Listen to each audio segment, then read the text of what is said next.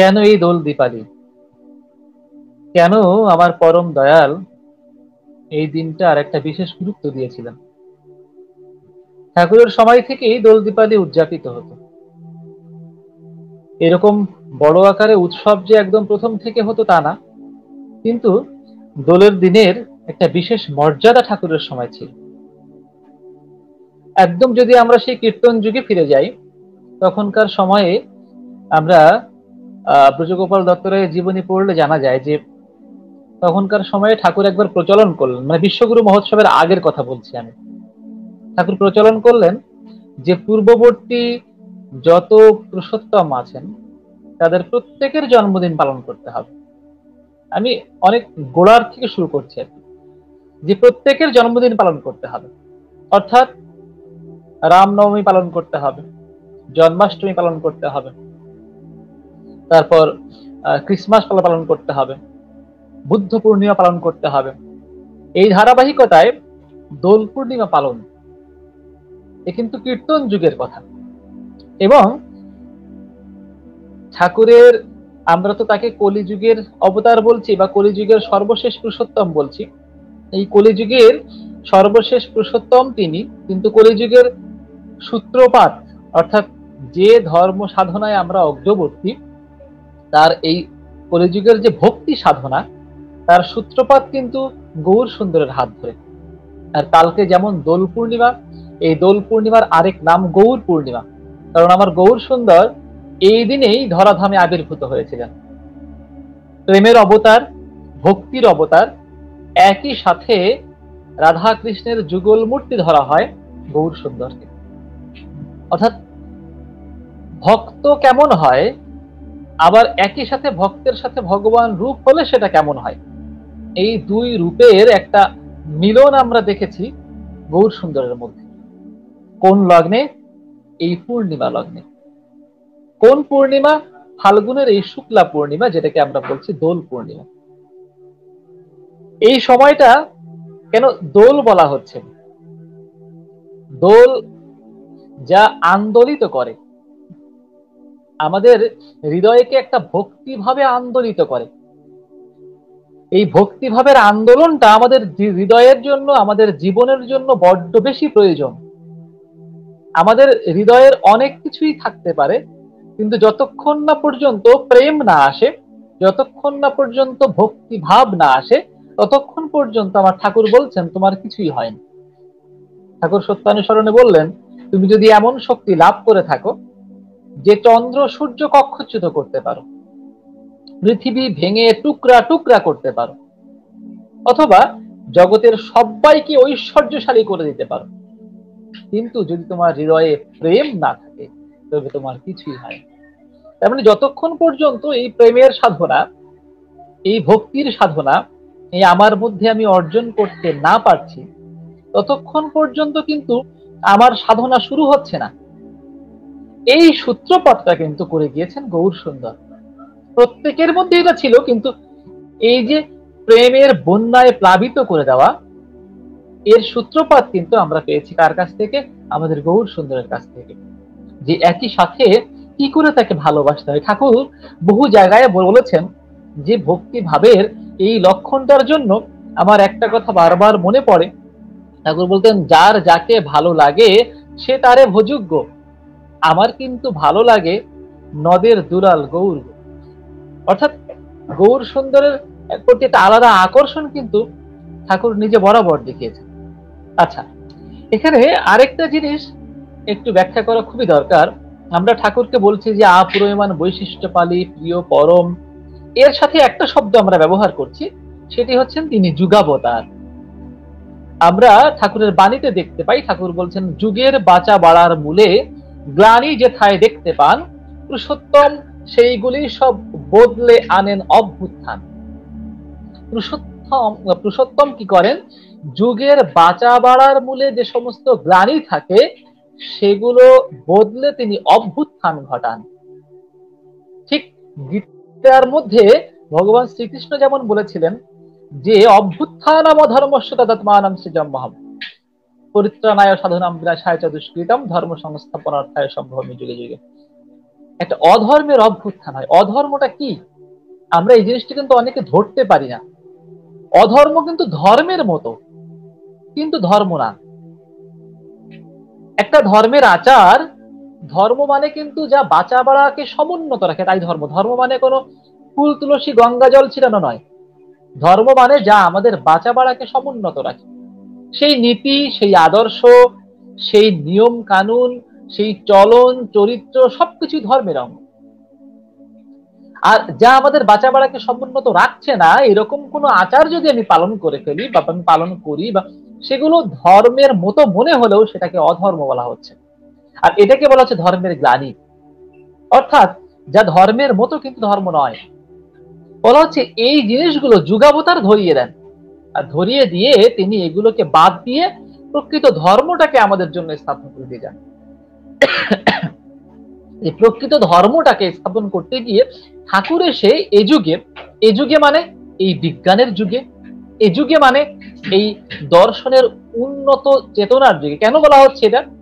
প্রযুক্তির উৎকর্ষতার যুগে, যেখানে প্রতিনিয়ত মানুষ এতটা ফাস্ট চিন্তা করছে এবং এত এত এক্সপ্যান্ড হয়েছে, এত বিস্তৃত হয়েছে মানুষের চিন্তা ধারণা, মানুষের যে ব্যাপ্তি, সেটা চিন্তা করা যায় না।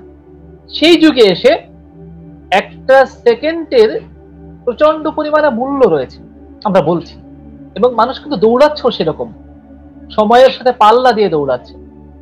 সেই বিজ্ঞান এবং প্রযুক্তির উৎকর্ষতার যুগে ঠাকুর এসে প্রত্যেকটা জায়গায় বৈজ্ঞানিক ভাবে ব্যাখ্যা করেছে। অর্থাৎ কি ছিল, কেন ছিল, যে কেন। এতদিন পর্যন্ত অনেক কিছুতেই আমরা কেনর উত্তর পেতাম না। আমরা জানতাম যে এটা করতে হয়, কিন্তু কেন করতে হয় তা জানতাম না। আমরা এখনো পর্যন্ত জানি যে আমরা পূজা করি, পূজায় একটা ঘট লাগে, ঘটের উপরে একটা আম্র পল্লব দিতে হয় তার উপরে, কিন্তু এর বৈজ্ঞানিক যুক্তি। আমরা প্রার্থনা করি, কিন্তু প্রার্থনা করলে কি হয়, বৈজ্ঞানিক ভিত্তিটা কি এর? আমাদের মায়ের শাখা সিঁদুর পড়েন, কিন্তু এর বৈজ্ঞানিক ভিত্তিটা কি? এগুলো প্রত্যেক পুরুষোত্তমই বলে গিয়েছেন। প্রত্যেক পুরুষোত্তমের কাছেই কিন্তু এর ব্যাখ্যা ছিল এবং তারা দিয়েছেন। কিন্তু কালের বিবর্তনে এগুলো দিনের পর দিন আমরা হারিয়ে ফেলেছি। তাই ঠাকুর এসে কি করেছেন, সেগুলোর একদম যুগোপযোগী সুন্দর বৈজ্ঞানিক ব্যাখ্যা আমাদের দিয়েছেন। আচ্ছা, চলে আসি দোল পর্বে।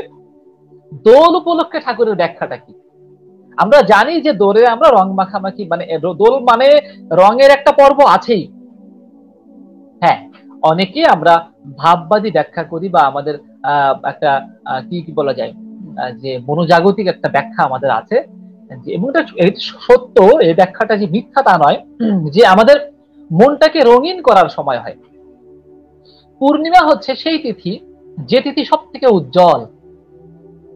একটা চন্দ্র যখন একেবারে ক্ষয়িষ্ণু হয়ে যায় অমাবস্যায়, সেই ক্ষয়িষ্ণু চন্দ্র বর্ধিষ্ণু হতে হতে হতে বৃদ্ধির সর্বশেষ স্তরে যখন পৌঁছায়, সেটা হচ্ছে পূর্ণিমা। আর সেই দোল পূর্ণিমা যখন ফাল্গুনে হয়, তখন সেটা হয় একদম অমৃতময় পরিবেশকর অবস্থা। সেটা আমাদের মনোজাগতিক ব্যাপার, যে এই সময়ে মনটাকে ততটাই রঙিন করে তোলা যায় যতটা অন্য সময়ে যায় না। আর তাই এই রংটা যদি আমার ভাগবত রঙে রঙিত হয়, ইষ্ট রঙে রঙিত হয়, এর থেকে আমার প্রাপ্তির কিছু নেই।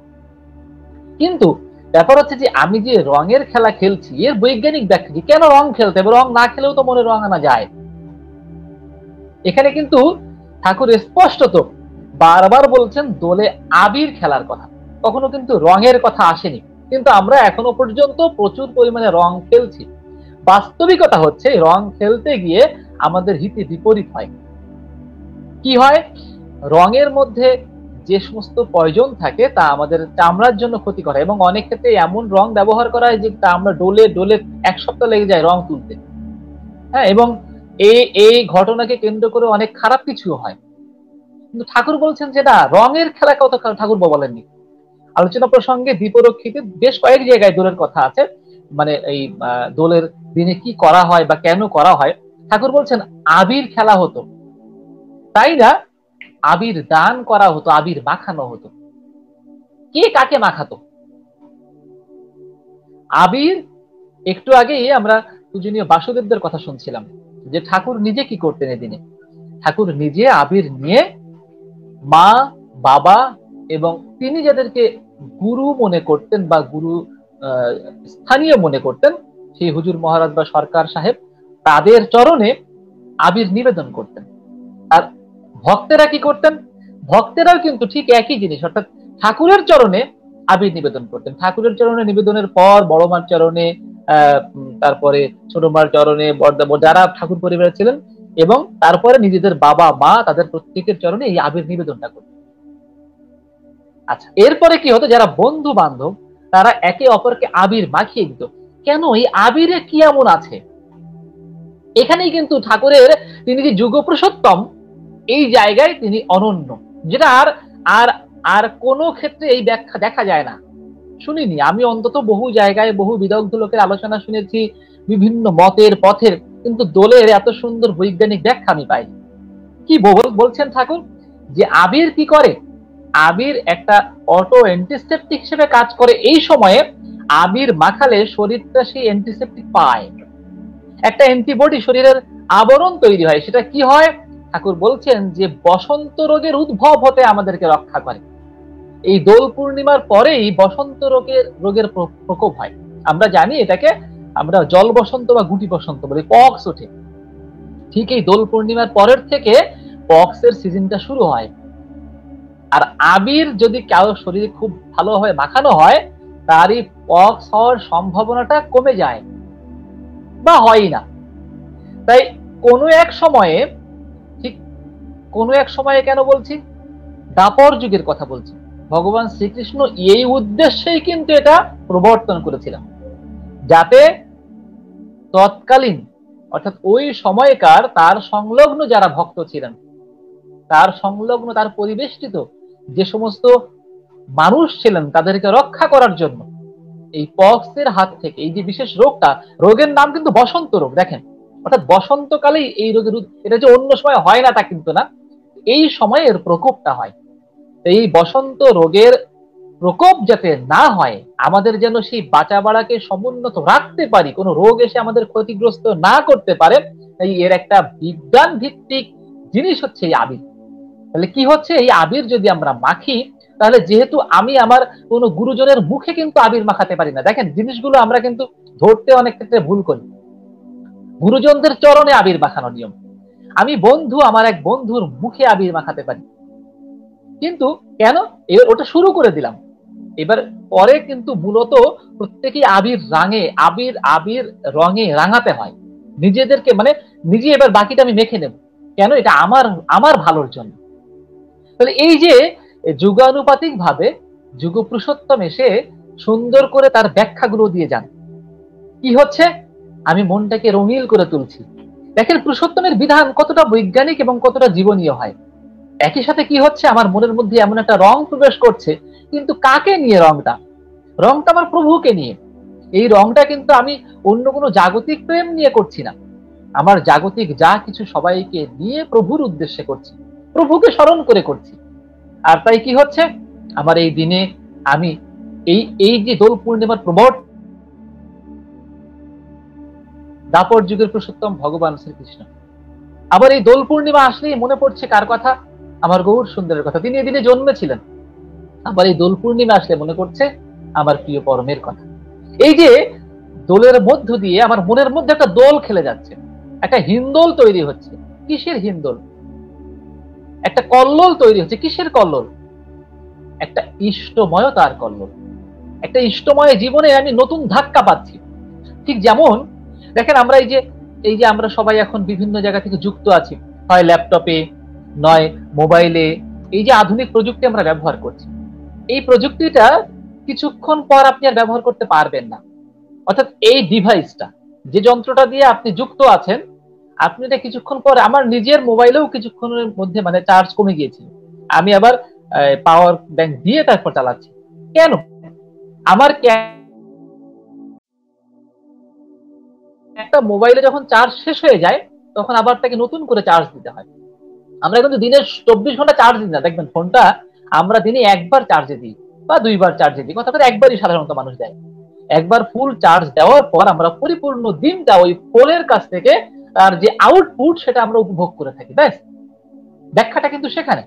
কি হয় এই দোল পূর্ণিমায় বা এই রকমের অনুষ্ঠানগুলোতে, যে যে দিনগুলো আমাদের জন্য স্মরণীয়, তাল নবমীতে, এই দোল পূর্ণিমায়, মানে যেসব দিন নববর্ষ ঠাকুরের সময় উৎসব, মানে যে যে দিনগুলো তিনি স্মরণে রেখেছেন, সেই দিনগুলোতে কি হয়, আমরাও নতুন ভাবে চার্জড হই।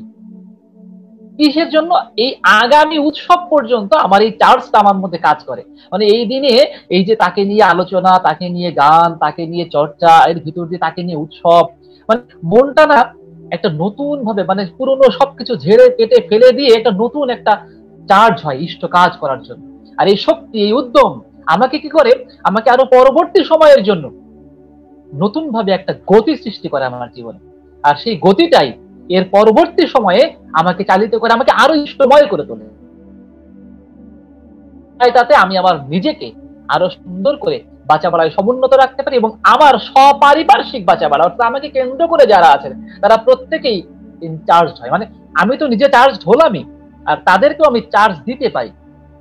কি চার্জ?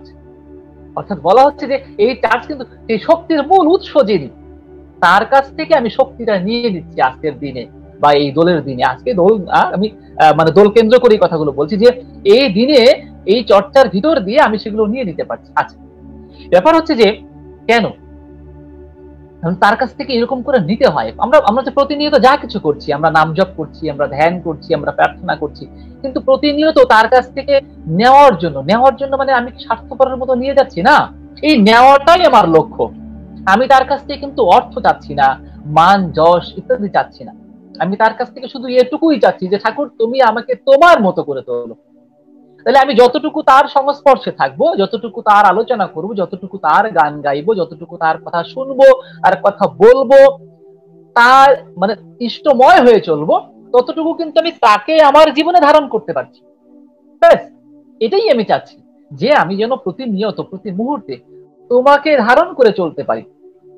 এটা কিন্তু সবকিছু বাদ দিয়ে না, সবকিছু নিয়ে। ঠাকুর বললেন, you are for the lord, not for others.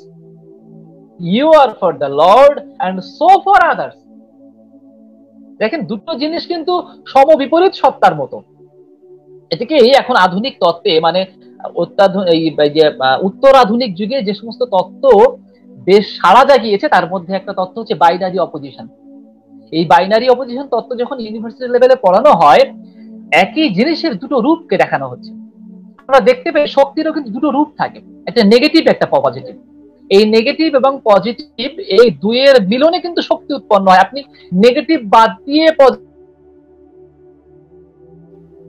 আবার আপনি শুধুমাত্র ওই মানে পজিটিভ দিয়ে যেমন পারছেন না, আবার শুধুমাত্র নেগেটিভেও তো কোনো শক্তি নেই।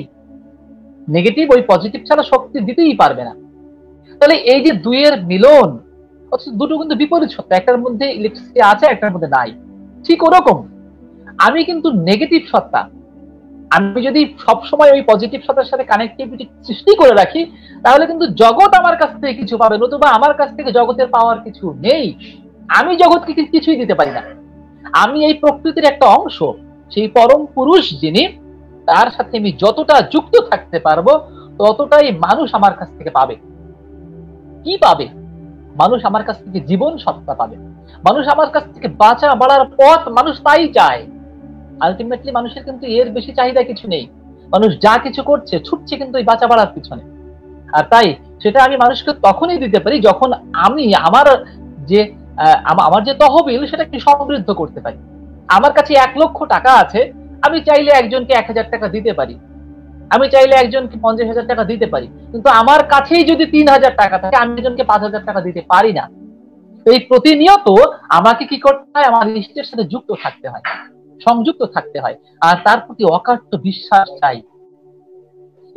এই কথা কিন্তু ঠাকুর বহু জায়গায় বারবার বলেছেন। বিশেষ করে পুণ্যপুঁথিতে ঠাকুর বহু জায়গায় এ কথাটা বলেছেন যে আমাকে বিশ্বাস করিস আর না করিস, আমার নামটাকে বিশ্বাস কর। মানে এমন আকুতি নিয়ে তার বলাগুলো, যে কেননা এই বিশ্বাসের জায়গাটা না আসলে আমি তার কাছ থেকে কিছু পেতে পারি না, আমি তার মতো হয়ে উঠতে পারি না।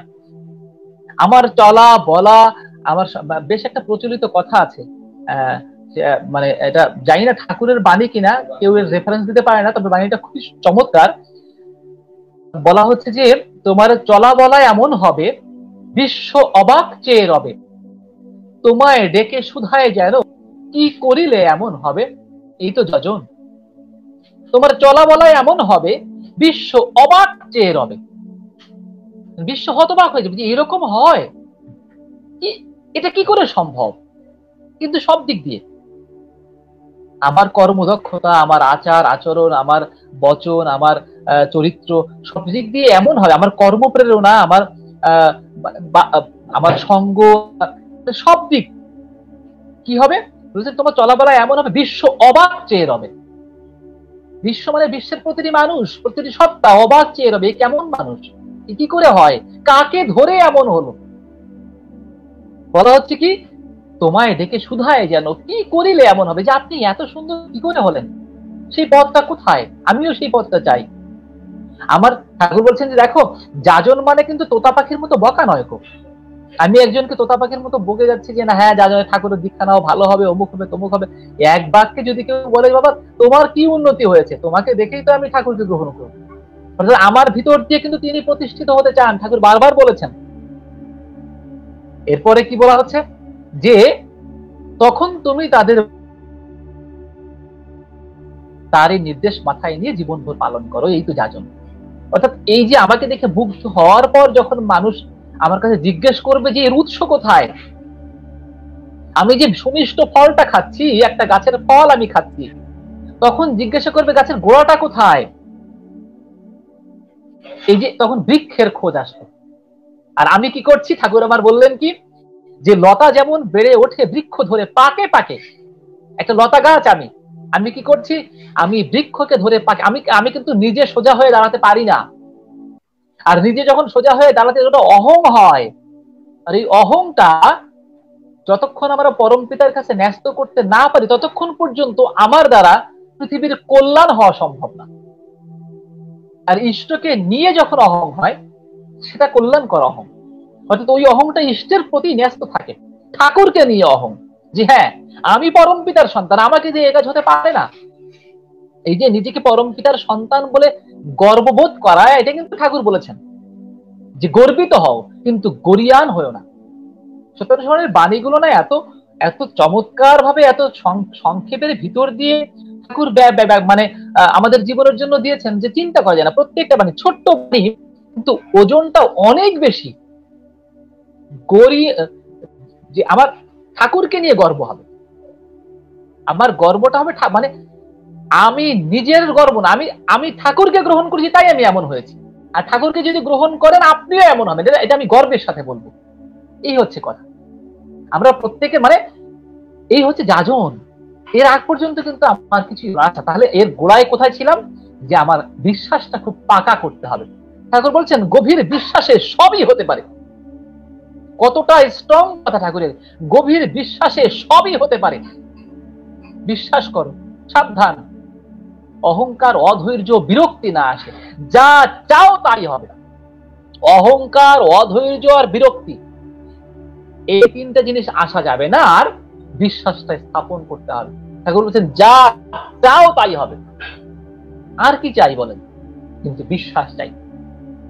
ঠাকুরের পুণ্যপুথির একটা গান খুবই মনে পড়ছে,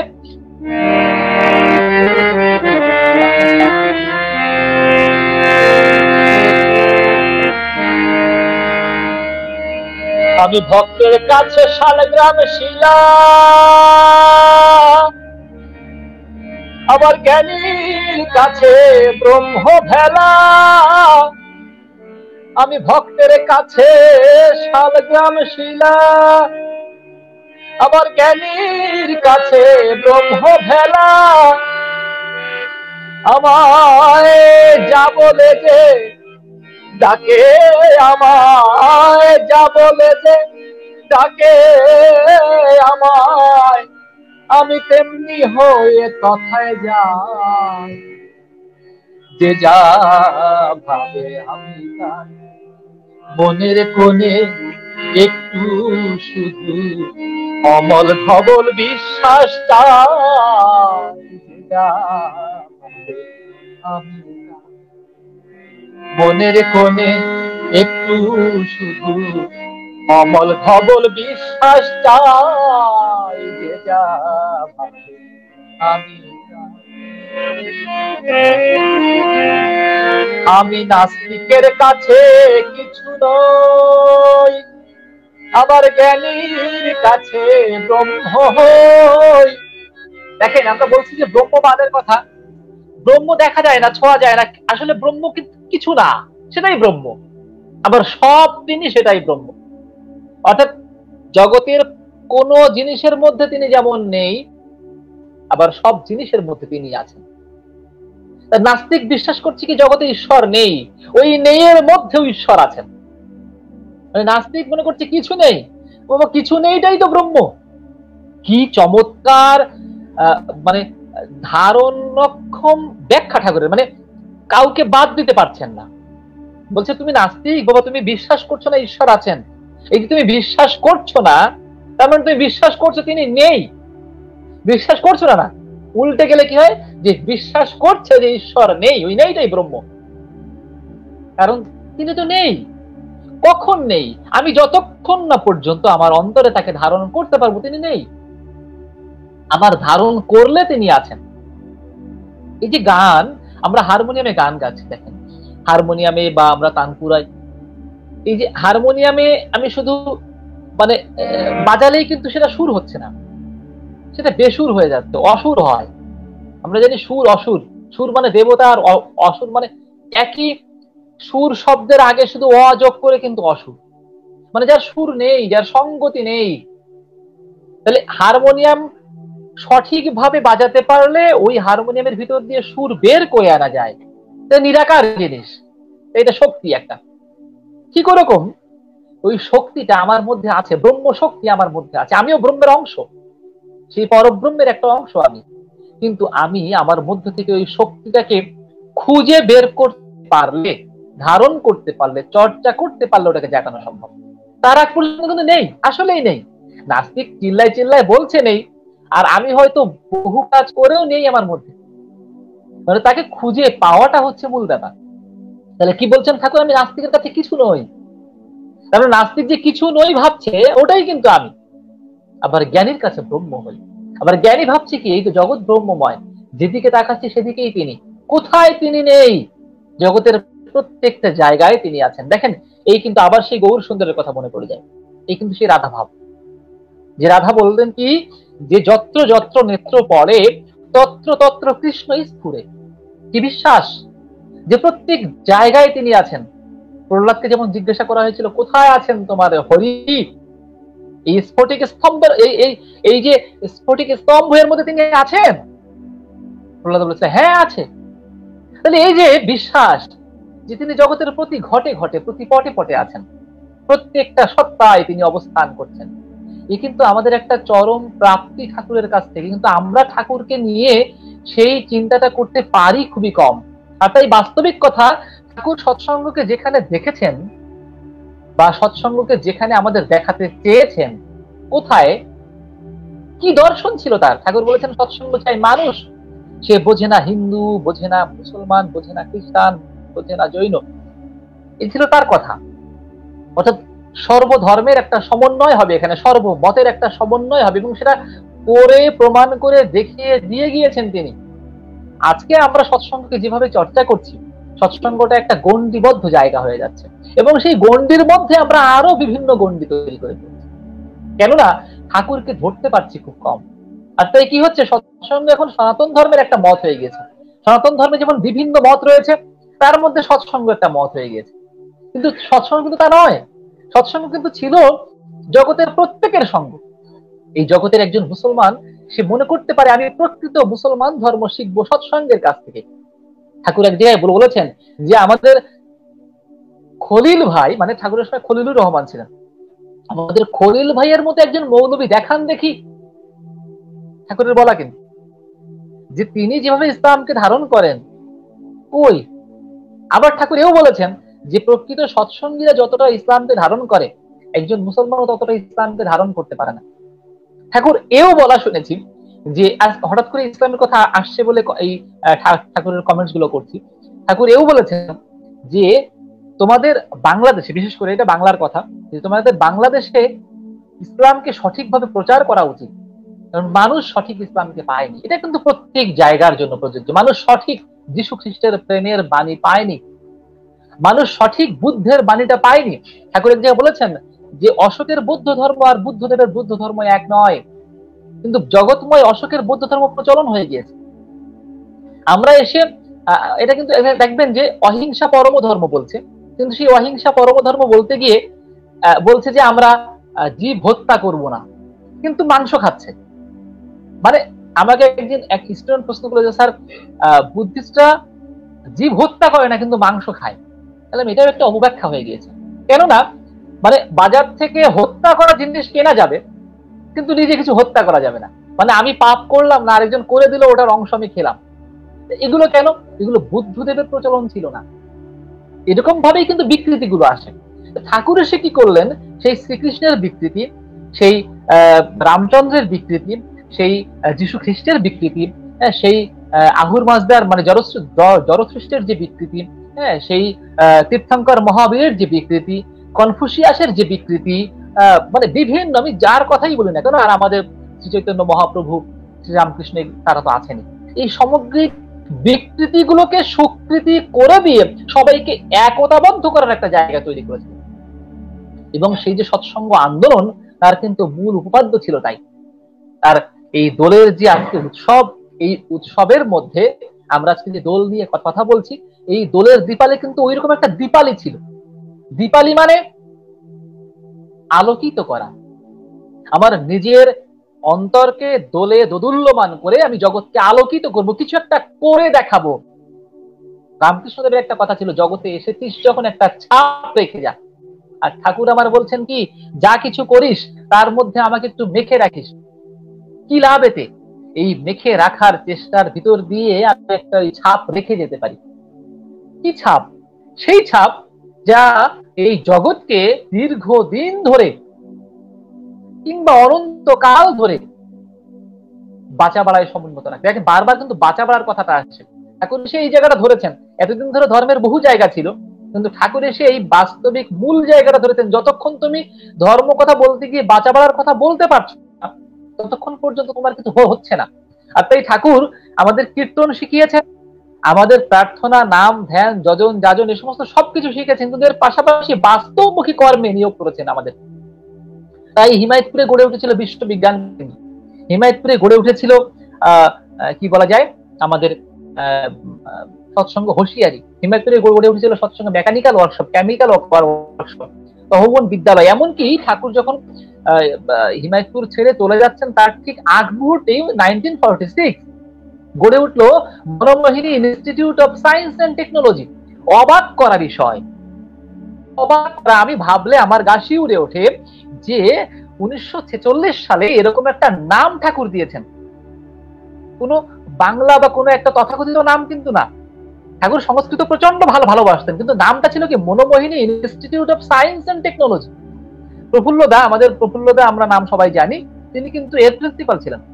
দেখেন আজকে এখন এসে বাংলাদেশে বহু জায়গায় সায়েন্স এন্ড টেকনোলজি ইউনিভার্সিটি হচ্ছে বা হয়েছে। আমরা জানি যে বাংলাদেশে বেশ কয়েকটা সায়েন্স এন্ড টেকনোলজি। কখন সেটা? সেটা এই একবিংশ শতাব্দীতে এসে, অর্থাৎ 2000 সালের পরে এসে এই বিশ্ববিদ্যালয়গুলো নিয়ে আলোচনা হচ্ছে এবং এগুলো প্রতিষ্ঠা হচ্ছে। আর ঠাকুর আমার 1946 সালে ওই হিমায়তপুরে, মানে ওই হিমায়তপুর কেন বলছি, তখন কিন্তু হিমায়তপুর এত উন্নত না। এখন তো শহরের কাছাকাছি যোগাযোগ ব্যবস্থা সব দিক দিয়ে সবকিছুই ভালো, তখন কিন্তু একেবারে গন্ডগ্রাম। আমরা বই পড়লে জানতে পারি যে প্রথম দিকে হিমায়তপুরে বাঘের ডাক পর্যন্ত শোনা যেত। তাহলে সেখানে তিনি প্রতিষ্ঠা করলেন Manomohini institute of science and technology. অবাক করা বিষয়। আচ্ছা, এখন কি হচ্ছে দেখেন, কি হলো? বিশ্ববিজ্ঞান কেন্দ্র প্রতিষ্ঠা হলো। বিশ্ববিজ্ঞান কেন্দ্রে কেষ্টদা, গোপালদা, তারা তাদের বিশ্ববিজ্ঞানের যে চর্চা সেগুলো চালিয়ে গেলেন। আজকে আমাদের ব্যর্থতা যে আমরা কিন্তু সেই বিজ্ঞানের চর্চা থেকে হারিয়ে গিয়েছি, আমরা কিন্তু সেই কর্মচর্চাগুলো থেকে হারিয়ে গিয়েছি। সৎসঙ্গের যে বিভিন্ন বাস্তবমুখী প্রতিষ্ঠান যা ছিল ঠাকুরের সময়, এবং ঠাকুর দেওঘরে গিয়ে আবার সেগুলো নতুন করে এস্টাবলিশ করেছেন, কিন্তু প্রত্যেকটার সূত্রপাত কিন্তু ওই হিমায়তপুরে। এবং ওই হিমায়তপুরে এই যে সূত্রপাত গুলো ঠাকুর করেছেন, যা দেখে মহাত্মা গান্ধী, শেরে বাংলা কি ফজলুল হক, যারা গিয়েছেন ওই সময়, নেতাজি সুভাষ বোস, মানে প্রত্যেকেই কিন্তু বারবার একটা কথা বলেছেন যে যদি ভারত স্বাধীন হয় তাহলে এই সৎসঙ্গের আদর্শই প্রত্যেকটা মানুষের জন্য আদর্শ হয়ে উঠবে। কিন্তু আমরা কিন্তু সৎসঙ্গের সেই চর্চাগুলোর জায়গা থেকে অনেক হারিয়ে যাচ্ছি। কারণ কি, সেই দোলের যে হিন্দোল সেটা আমাদের মধ্যে কাজ করছে না। আজকে আমি সবার প্রতি সেই অনুরোধ রাখবো যে ঠাকুরের প্রতি আমাদের সেই বিশ্বাসটা আসুক, সেরকম ভাবে ঠাকুরকে হৃদয়ে ধারণ করি যেন আমরা দোলের সেই হিন্দোলটা নিজের জীবনে স্থাপন করে প্রত্যেকটা মানুষকে হিন্দোলিত করে তুলতে পারি, উদ্বেলিত করে তুলতে পারি। সেই পরম আকর্ষে, সেই পরম যে আকর্ষণ, তাই কিন্তু তাকে কৃষ্ণ বলা হয়। তার আরেক নাম কৃষ্ণ। ঠাকুরই কৃষ্ণ আমরা বিশ্বাস করি। কেন? তিনি আকর্ষিত করেন। কোথায়? তিনি তো জগতের কল্যাণময়। জগতের তিনি যা কল্যাণ করেন তার উপরে কল্যাণ কিছু হয় না। তার মানে তিনি কল্যাণ কিভাবে করেন? তিনি তার কল্যাণের সূত্র দিয়ে যান, আর সেই সূত্রগুলো ধারণ করে আমাদের ভিতর দিয়ে সেই কল্যাণগুলো হয়। আজ বিশ্ব করুণাময়। এই বিশ্ব করুণাময়ের এই একের পর এক করোনাও কিন্তু একটা দোল দিচ্ছে। দোলের ভিতর দিয়ে করোনা আমাদের শিক্ষাও দিচ্ছে বটে, কিন্তু এই শিক্ষার ভিতর দিয়েও করোনা কিন্তু একটা বড় শিক্ষা দিচ্ছে। সেটা হচ্ছে কি, যে এই প্রকৃতি, একে যদি আমরা আমাদের নিজস্ব কায়দায় ব্যবহার করতে চাই, স্বেচ্ছাচারে মানে আমরা ব্যবহার করতে চাই, তাহলে কিন্তু এই প্রকৃতি ছাড় দেয় না। ঠাকুর এটা বারবার বলেছেন। ঠাকুরের বহু জায়গায় বহু বাণীতে এরকম বলা আছে। তার মধ্যে একটা কমন বাণী আমরা সবাই খুব ভালোভাবে জানি, যা ইচ্ছা তাই করবে তুমি, তা কিন্তু চলবে না। ভালো ছাড়া মন্দ করলে পরিস্থিতি ছাড়বে না। এই পরিস্থিতি কিন্তু সেই বিধাতার একটা আরেকটা রূপ। কি হচ্ছে? এই পরিস্থিতি আমাদেরকে সদাচার মানতে বাধ্য করছে। ঠাকুর এখন থেকে বহু বছর আগে, অর্থাৎ 1940 যে বই আমরা পড়ছি, তখন দেখছি ঠাকুর টাকা ধরে হাত ধুচ্ছেন। ঠাকুর হাতে যখন টাকা ধরছেন, টাকা ধরে তিনি হাত ধুচ্ছেন। সম্ভবত শরৎদা জিজ্ঞাসা করছেন যে ঠাকুর আপনি টাকা ধরে হাত ধুচ্ছেন, এর কারণটা কি? যে টাকায় যতটা জীবাণু থাকে ততটা জীবাণু অনেক কম জিনিসেই থাকে। আর আমি যদি এই অভ্যাস না করি, আর আপনারা যদি এই অভ্যাস না চালান, তবে এর ফল ভালো হয় না। এই কত বছর আগের কথা, তখন ঠাকুর এই অভ্যাস আমাদের প্রচলন করিয়েছেন। ঠাকুর আমরা জানি যে লবঙ্গ খেতেন, বা ওই যে সুপুরি কুচু করে ওগুলো একটা বিশেষ প্রক্রিয়ায় ঠাকুর খেতেন। এখন ঠাকুরের হাতে লবঙ্গ দেওয়া হতো এরকম উঁচু করে ছেড়ে দেওয়া হতো, মানে কোনো টাচ লাগতো না। ধোয়া লবঙ্গ শুকিয়ে যিনি দিচ্ছেন তিনি এরকম উঁচু করে ছেড়ে দিচ্ছেন, আর ঠাকুরও এরকম হা করে উঁচু করে খেতেন, কোনো টাচ হতো না। কিন্তু এরপরও ঠাকুর হাত ধুতেন, মানে মুখের সংস্পর্শ ছাড়াও ঠাকুর হাত ধুতেন। ঠাকুরকে প্রশ্ন করা হলো যে ঠাকুর আপনি, মানে এটা তো মুখে লাগছেও না, তারপরও আপনি হাত ধুচ্ছেন কেন? ঠাকুর বলছেন আমি যদি এইটুকু না করি তবে তোমরা সদাচার করবা না। মানে আমি যদি এইটুকু তোমাদের করে না দেখাই, তাহলে কতটা সদাচার সম্পর্কে সতর্কিত শিক্ষা তার ছিল। আজকে আমরা সেই সতর্কতা থেকে কিন্তু অনেক দূরে সরে যাচ্ছি। কারণ এটা জগতের যতগুলো আন্দোলন, তার মধ্যে একটা অন্যতম বড় আন্দোলন সদাচার আন্দোলন। আলোচনা প্রসঙ্গের একটা কোটেশন আমার মনে পড়ছে। ঠাকুর বলছেন একজনকে দীক্ষা, ঠাকুরের কাছে প্রশ্ন করা হচ্ছে, একজনকে দীক্ষা দিয়ে তাকে প্রথমে কোন শিক্ষা দেওয়া উচিত? আমরা দীক্ষার পর কিন্তু অনেক কথা বলি, যজন যাদের ইষ্টবিধি পালন করো, করো, প্রার্থনা, অনেক কিছু। কিন্তু ঠাকুরের কাছে প্রশ্ন করা হচ্ছে, ঠাকুর একজনকে দীক্ষা দিয়ে তাকে প্রথমে কোন শিক্ষা দেওয়া উচিত? ঠাকুর আবার বললেন ইষ্টভৃতি এবং সদাচার। দেখেন ভালো করে, দীক্ষার পর যেন এই দুটো জিনিস একজন পারফেক্টলি করে, ইষ্টভৃতি আর সদাচার। কেন? ইষ্টভৃতি সেই ইষ্টের সাথে সংযুক্ত যেন থাকে, মানে এরা যেন বিচ্ছিন্ন না হয়, কিন্তু এর সাথে সাথে তাকে সদাচারী করে তুলতে হবে। কি লাভ তাতে? একজন মানুষ যখন সদাচারী হয়ে ওঠে, তখন মানুষ কিন্তু তাকে একদম স্পষ্টভাবে তার পরিবর্তনটা দেখতে পায়। এই লোকটা তো এরকম ছিল না। মানে আপনি অন্য কি করছেন না করছেন, আপনার সদাচারী চলনই আপনাকে, আপনার পরিবর্তনটাকে মানুষের কাছে তুলে ধরছে। তখন মানুষ চাক্ষুষভাবে দেখতে পাচ্ছে, না এই মানুষটা তো আগের থেকে অনেক পরিবর্তন হয়েছে। এর আচার ব্যবহার করা কেন বলছি? আচার ব্যবহার কিন্তু সদাচারের অংশ, এটা মানসিক সদাচার। আপনার শুদ্ধতা, আপনার সততা, আপনার বাড়িতে একজন লোক আসলো, আপনার কাছে টাকা পায়, আপনি বলে দিচ্ছেন যে হ্যালো আমি তো বাইরে আছি, আমি তো বাসায় নেই, এটা কিন্তু মানসিক সদাচার হচ্ছে না। তাহলে এই যে মানসিক সদাচার, আধ্যাত্মিক সদাচার এবং দৈহিক সদাচার তো বটেই, এগুলোর ভিতর দিয়ে কি হবে, একজন মানুষ আমাকে চিনবে যে আমি একজন সৎসঙ্গী। ঠাকুর কি চাইতেন, আমার সৎসঙ্গী একটা রাস্তা দিয়ে হাঁটলে ওই রাস্তার মানুষ, গরু, ছাগল, এমনকি মায়, বৃক্ষগুলো পর্যন্ত তার চরণ ধুলি নেওয়ার জন্য উদ্গ্রীব হয়ে উঠবে। কেমন সৎসঙ্গী তিনি চাইতেন। তাহলে আমরাও যেন সেরকম হয়ে উঠতে পারি। এই দোলের হিন্দোলে আমাদের প্রত্যেকের হৃদয়ে সেই ছোঁয়া জাগুক, প্রত্যেকের হৃদয়ে সেই স্পর্শ আসুক, প্রত্যেকের হৃদয়ে সেই শক্তি আসুক।